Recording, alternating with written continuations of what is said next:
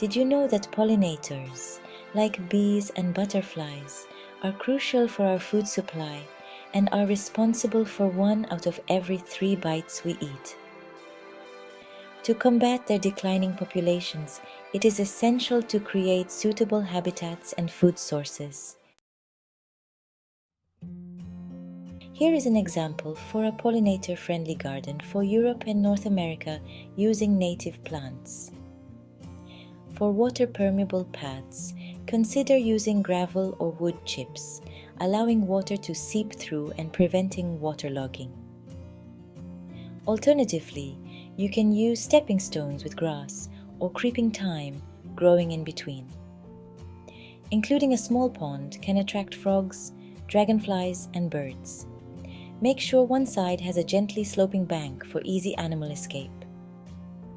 Nice blooms for this are water lily, cattail, waterviolet, yellow iris, and dotterflower, for example.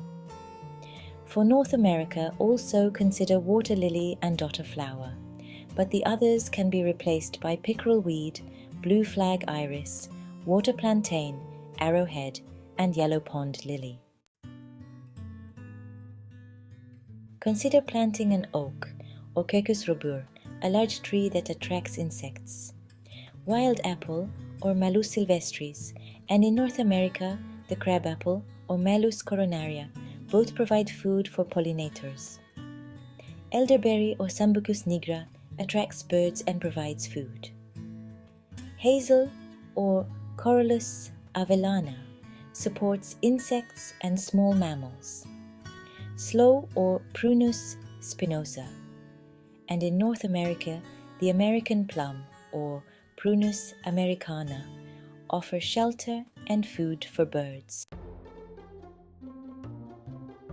In our garden, we select flowers and herbs not only for their beauty but also for their ecological benefits.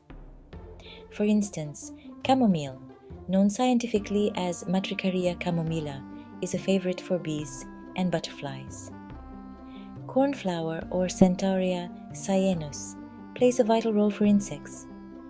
In North America, it's often replaced with bachelor's button, Centaurea montana.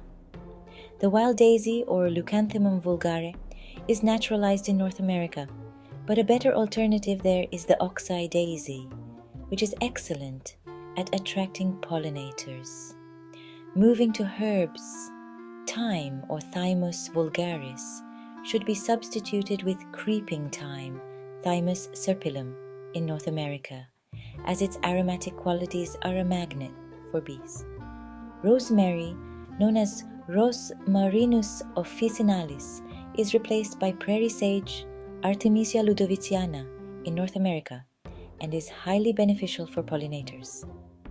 Lastly, chives, Allium schoenopressum, are not only edible but also attractive to insects. Companion planting is a strategic approach that enhances garden health and biodiversity. For instance, placing thyme next to roses can significantly improve their health.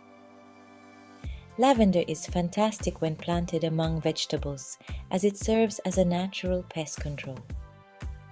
Additionally, surrounding fruit trees with mint helps repel harmful insects, creating a healthier environment for both the trees and their fruits. Besides plants, incorporating other features can enhance the ecological function of your garden. Ground covers like Geranium robertianum not only provide effective coverage but also attract insects. Lamium album, with its long blooming period, is great for bees. To further support local wildlife, consider adding birdhouses suitable for species like tits and robins, and insect hotels that provide refuge for solitary bees and other beneficial insects. This garden design provides only one example of a balanced, beautiful space that supports local biodiversity and offers habitats for various wildlife. It's a fantastic way to contribute to the conservation of pollinators and the health of our ecosystems. I hope it has given you food for thought. To make it easy for you to find the plants I mentioned in the video, you will find the complete list in the description below.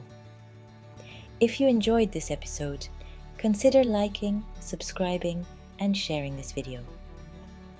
Together we can make a positive impact on our planet. Remember, every small step counts. Stay green, stay positive, and let's revitalize our world together. See you in the next episode of Eco Revitalize.